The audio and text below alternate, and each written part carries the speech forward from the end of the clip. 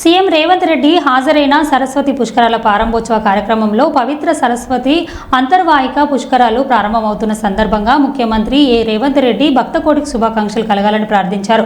12 రోజుల పాటు సాగే ఆధ్యాత్మిక పుష్కరాల మహోత్సవంలో పాల్గొని భక్తులకు సర్వదా ముక్తేశ్వర స్వామి వారి ఆశీస్సులు ఉండాలని ఆకాంక్షించారు.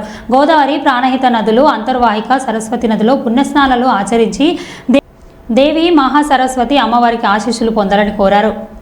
బంగారం తాపడంతో అదిగో పవిత్ర పుష్కర స్నానాన్ని ఆచరిస్తున్నారు ఆనరబుల్ సీఎం గారు, ఆనరబుల్ మినిస్టర్స్, ఇంకా పెద్దలు. వారితో ఈ పవిత్ర పుష్కరోత్సవ వేళ యావత్ దేవతల ఆశీస్సులు మనకు బ్రాహ్మణ ముఖంగా అందుతున్నాయి.